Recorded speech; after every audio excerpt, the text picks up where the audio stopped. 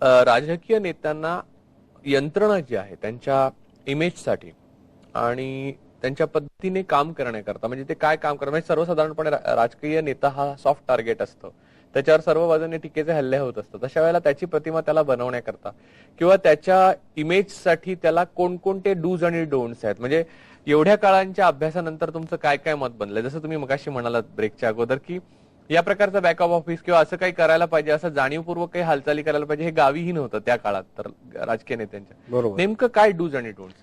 नाही, दोन गोष्टी आहेत की तुम्ही दोन प्रकारचे राजकीय नेते आहेत. एक म्हणजे पारंपरिक जे ज्याला म्हणूया आपण की जे आता 60च्या पुढे गेले आहेत. आता हे सगळे राजकीय नेते हे ग्रामीण भागातनं जास्त आलेले आहेत. ह्यांचं असं होतं की हे त्यांच्या मतदारसंघातून निघाले की डायरेक्ट मुंबईला मंत्रालयात मंत्री असतील किंवा आमदार असतील म्हणून येतात आणि इथलं काम झालं की ते परत आपल्या मतदारसंघात जातात. ह्या सगळ्या काळामध्ये आपण केलेल्या चांगल्या कामाला, आपण जे मंत्री म्हणून काम करतो की आपण आमदार म्हणून काम करतो, खासदार म्हणून काम करतो, ह्या कामामध्ये आपण काय काय काम केलं हे समाजापुढे जाण्यासाठी ज्या पद्धतीने प्रसिद्धी यंत्रणेशी समन्वय साधायला पाहिजे तो ह्या कोणाकडे फार लोकांकडे कमी होता आणि तो असण्यासाठी खूप छोट्या छोट्या गोष्टींची आवश्यकता होती.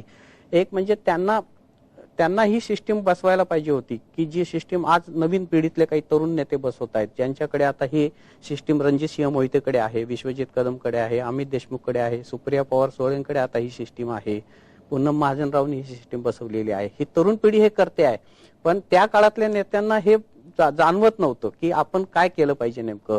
मुख्यतः त्यांचा जो मतदारसंघ होता त्या मतदारसंघाच्या विकासासाठी त्यांनी काय काय केलं, त्यांच्या ज्या संस्था होत्या त्या संस्थेसाठी त्यांनी काय काय केलं, मंत्री म्हणून त्यांनी त्यांच्या खात्याचं काय काय काम केलं, काय चांगले निर्णय घेतले, राजकीय नेता म्हणून त्यांच्या अस्तित्वासाठी जे काही त्यांना करायला पाहिजे, जे त्यांचे दिल्ली आणि मुंबईमध्ये, कारण त्या दिल्लीचं प्रस्थ फार मोठं होतं आणि दिल्लीच्या हायकमांडशी संबंध ठेवणं, दिल्लीमध्ये पत्रकारांशी संबंध ठेवणं ही पद्धतच नव्हती ह्या लोकांकडे. आपला जो राज्याचा नेता असेल, मुख्यमंत्री किंवा अध्यक्ष, त्याच्या मार्फतच दिल्लीशी संपर्क, असं त्या काळात होतं. हे सगळं करण्यासाठी त्यांच्याकडे काही सिस्टीम नव्हती किंवा त्यांना कोणी सल्लागार नव्हते. फार कमी सल्लागार त्यांच्याकडे असे जाणकार होते आणि महाराष्ट्रामध्ये ग्रामीण बेस रूट्स आणि त्या लोकांची राजकीय स्थिती, त्या लोकांची सामाजिक स्थिती याची जाणीव असणारे काही चांगले लोक जर सल्लागार बरोबर असतील तर त्या माणसाचा प्रगती होऊ शकते, विकास होऊ शकतो, त्या दृष्टीने त्यांच्या संस्था चांगलं काम करू शकतात. मतदारसंघाचंही चांगलं आहे. हो, मतदारसंघात होऊ शकतो. पीआर नव्हते, अनेक संस्थांकडे पीआरओ नव्हते. आमच्या भागातल्या अनेक संस्थांकडे, अनेक चांगल्या नेत्यांकडे पीआरओ नव्हते. पीआरओ त्यांनी करावेत, पीआरओ नेमावेत असं अनेकांना सांगून आम्ही पीआरओ सिस्टीम सुरू केली आणि अनेक आमच्या मित्रांच्या राजकीय संस्थांमध्ये पीआरओचा एक हे निर्माण केला.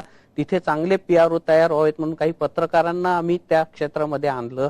त्यांना मी स्वतःही की त्यांना चांगल्या 4 गोष्टी सांगितल्या. त्यांना कधी कॉन्टॅक्ट लागले, कधी कुठे बोलायची गरज पडली तर मी त्यांना मदत केली. असं ते मदतीने ते सगळं होत गेलं. पण थोडक्यात त्या माणसाला त्याची आवड पाहिजे किंवा जाण पाहिजे की आपल्याला नेता झाल्यानंतर आपली प्रतिमा चांगली व्हावी, आपण केलेलं काम अधिक लोकांपर्यंत व्यवस्थित पोहोचावं, हे करण्यासाठी जी यंत्रणा उभी करायला पाहिजे ती करण्याची पद्धत नव्हती. ती आता हळूहळू सुरू झाली, याचा मला आनंद आहे आणि ह्याची खूप गरज आहे आणि नवीन पिढीने ह्याची जाण घेतलेली आहे, म्हणजे त्यांनी ते स्वीकारलेलं आहे. त्यांच्याकडे आता ह्या पद्धतीचे काम करणारे लोक त्यांनी आपल्या भोवती तयार केलेले आहेत आणि हे सगळं अशा पद्धतीने करताना मला स्वतःला जाणवलं की सदाशिवराव मंडलिक हे माझ्या आयुष्यात त्या काळात आले आणि ते 93 साली मंत्री झाल्यानंतर त्यांचा माझा परिचय झाला आणि आमची चांगली मैत्री झाली. ती आजही कायम आहे आमची मैत्री.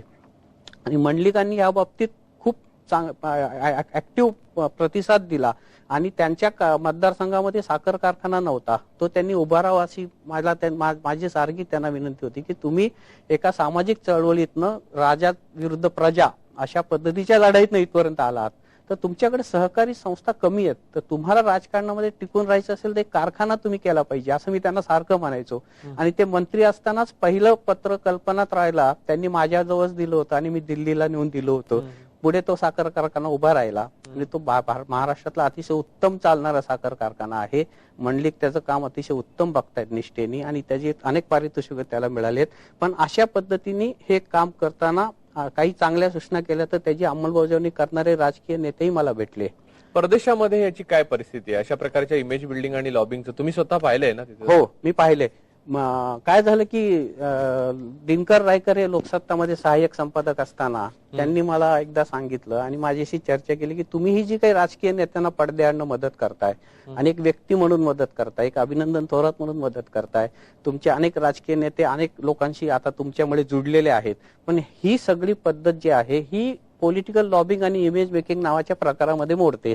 आणि आपल्या देशामध्ये ते म्हणाले की दुर्दैवाने इमेज मेकिंग पॉलिटिकल लॉबिंग साठी यंत्रणा नाहीये. आपल्या देशामध्ये ऍडव्हर्टायझिंग कंपन्यांकडे अशा प्रकारचं काम दिलं जातं.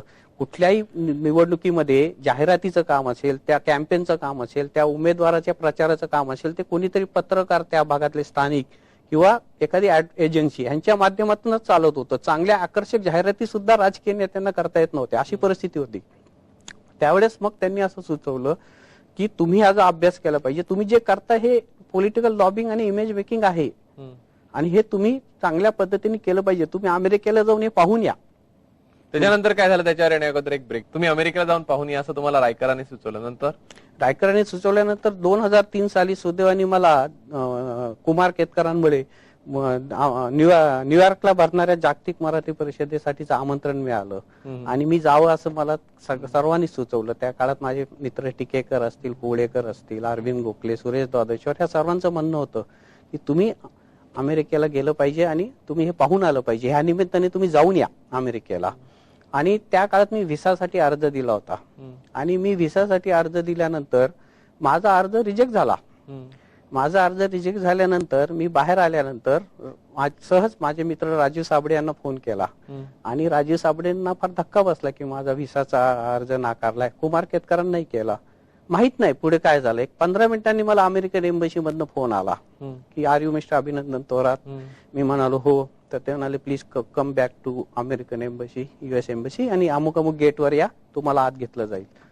मी पुन्हा अर्ध्या तासात तिथं पोहोचलो. मी त्या भागातच होतो आणि गंमत म्हणजे मला तात्काळ त्यांनी व्हिसा दिला आणि ते मला म्हणाले की are you very important person in Mumbai. म्हटलं नाही. तर ते म्हणाले व्हॉट आर यू डुईंग. म्हटलं आय एम अ जर्नलिस्ट. तर ते म्हणाले नाही, आमच्याकडे एकदा व्हिसा नाकारल्यावर 3 दिवसांनी पुन्हा अर्ज करावा लागतो आणि नंतर तो नाकारला तर 6 महिन्यांनी करावा लागतो. तुम्हाला असं कसं बोलवणं आलं आणि आम्हाला वरून कसं सांगण्यात आलं की तुम्हाला आजच व्हिसा द्या. असा तो व्हिसा मला मिळाला आणि तो 10 वर्षाचा व्हिसा मिळाला आणि त्याचा मला उपयोग झाला.